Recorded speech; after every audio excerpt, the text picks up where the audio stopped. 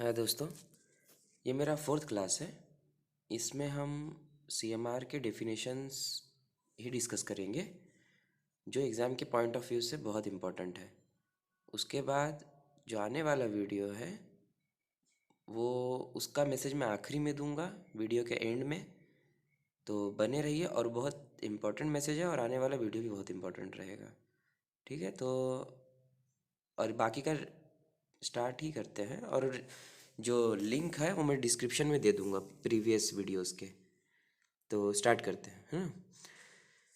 जैसे कि आप देख रहे हैं, first definition, permitted explosive means an explosive manufactured by such firm and of such type as the chief inspector may from time to time specify by general और special order. Permitted explosive वो explosive होता है जो एक specified firm ही बनाता है और उस फर्म को ऑथराइजेशन और स्टैंडिंग ऑर्डर चीफ इंस्पेक्टर देता है। और ऐसा एक्सप्लोसिव जो है वो अंडरग्राउंड में ज़्यादा यूज़ होता है, परमिटेड एक्सप्लोसिव। इसके बाद pipeline means pipeline lead or being used in a mine for the purpose of pumping or supply of water, sandstone or filling of material other than sandstone, nitrogen flushing, or for any other purpose including extraction of coal mine methane, abandoned mine methane and other associated pipelines. Pipelines उसे कहा जाएगा जिसका use पानी को supply करने के लिए, sand स्टोइंग के पर्पज़ के लिए, या किसी भी मटेरियल को सप्लाई करने के लिए जो सैंड स्टोइंग के अलावा भी हो। इसके बाद जैसे सील्ड ऑफ एरिया होता है माइंस, अंडरग्राउंड माइंस में, तो उसमें सील्ड ऑफ एरिया में हाँ नाइट्रोजन सप्लाई करते हैं सील्ड एरिया का आग बुझाने के लिए। इसके बाद तो इस और आजकल जो ट्रेंड में चल रहा है कोल माइन मिथेन, तो इसमें भी जो पाइपलाइन यूज़ होती है जो, और कोल माइन मिथेन क्या होता है, जो भी माइंस बंद हो गई है उस पर इकोनॉमिकली ऑपरेशन नहीं चल पाएगा तो उसके अंदर में जो मिथेन होगा उसको एक्सट्रैक्ट कर लेंगे। इस तरह की माइंस में, और एक्टिव माइंस से भी यूज़ निकाल सकते हैं मिथेन को, और उसको अदर पर्पज़ के लिए, डोमेस्टिक पर्पज़ के लिए यूज़ कर सकते हैं। तो इस तरह के काम में भी जो पाइपलाइन यूज़ होती है उसे भी पाइपलाइन में कंसिडर किया जाएगा। Principal official means senior most mine official in mining discipline on duty in the mine. Principal official वो होता है जो मैनेजर के अलावा, ये मैनेजर भी जैसे जनरल शिफ्ट में मैनेजर के अलावा, जब जब नाइट शिफ्ट है तो उसमें मैनेजर होता नहीं है, तो जो भी माइनिंग डिसिप्लिन का जो सीनियर मोस्ट आदमी होगा वो असिस्टेंट मैनेजर भी हो सकता है। अगर असिस्टेंट मैनेजर नहीं है तो ओवरमैन भी, सीनियर ओवरमैन भी हो सकता है। ठीक है, तो वो प्रिंसिपल ऑफिशियल में आएगा। इसके बाद public road means road mention for public use, maintain for public use and under the jurisdiction of any government और लोकल अथॉरिटी। जो भी ह्यूमन पर्पस के लिए यूज़ होता है रोड, उसे पब्लिक रोड कहा जाता है। Quarter means a period of 3 months ending on 31st March, 30 June, 30 September and 31st December. Quarter जो 3 महीने का होता है, साल में 4 बार आता है, उसे क्वार्टर कहते हैं, 3 3 महीने का, जो कैलेंडर ईयर के हिसाब से होता है। जैसे 1 जनवरी से 31 मार्च एक क्वार्टर हुआ, 1 अप्रैल से 30 जून सेकंड क्वार्टर हुआ।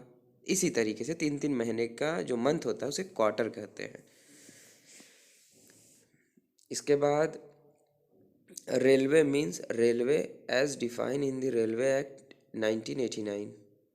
Regional inspector means an inspector of mines having jurisdiction over a geographical area in which the mine is situated and other which he exercise his power under the act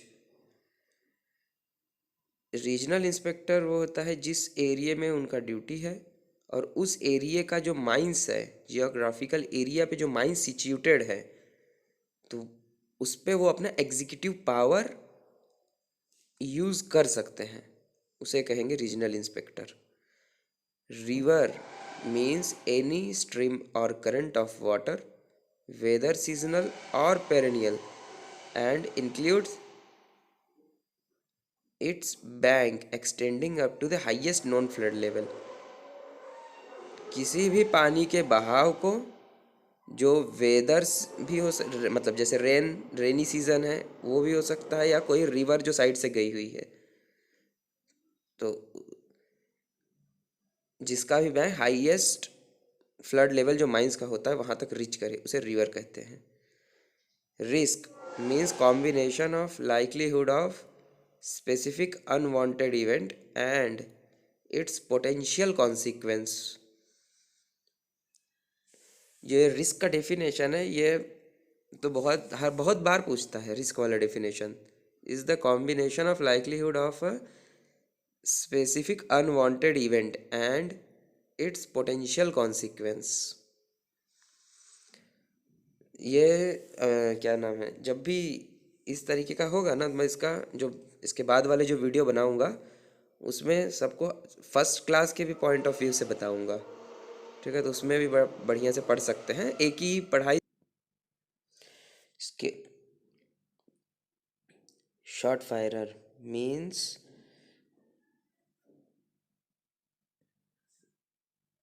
कहाँ गया,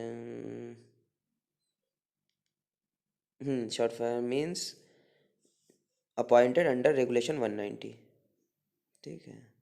socket means a short hole और blast hole और part thereof remaining after being charged with explosive and blasted, and which is not known to be misfire hole।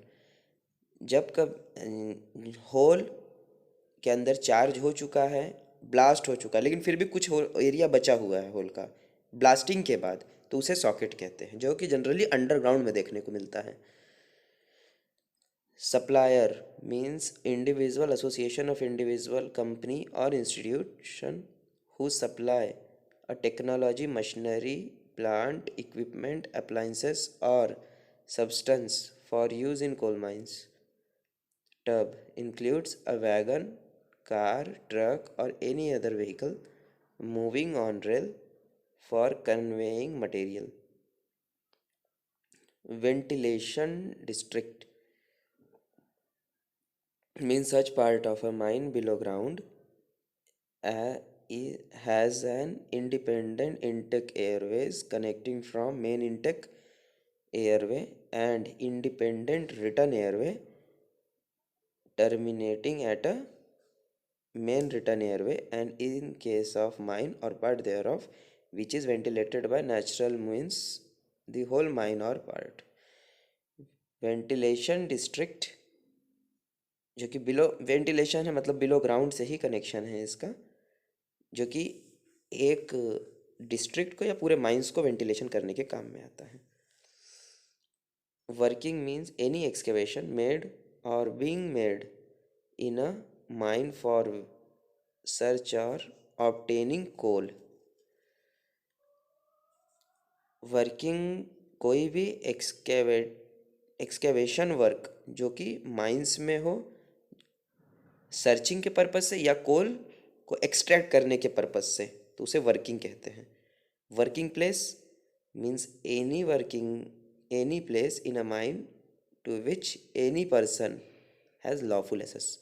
किसी भी working को पहुंचने के लिए एसेस होता है, उसे कहते हैं वर्किंग प्लेस, और उस प्लेस पे जाके वर्किंग भी करना है हमको, तो उसे कहते हैं वर्किंग प्लेस। हाँ तो दोस्तों, ये आप हमारा चौथा वीडियो हुआ।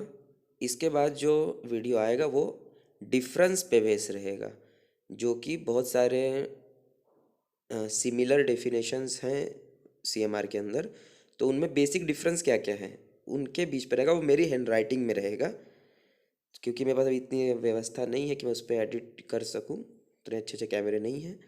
तो मैं उस पर हैंड राइटिंग से ही डिफरेंस बनाकर इस पर एक्सप्लेन करूँगा। तो उस वीडियो को बिल्कुल मिस मत करिए। और उसके बाद जो आएगा वो एमसीक्यू बेस पर रहेगा, क्योंकि आपका एमसीक्यू इस सीएमआर का एमसीक्यू क्लियर हो जाए, एमसीक्यू पे आपसे एक भी क्वेश्चन न बचे। ठीक है दोस्तों, तो फिर मिलते हैं नेक्स्ट वीडियो में। ख्याल रखिए, तैयारी करते रहें और सिलेक्ट होएं। बाय।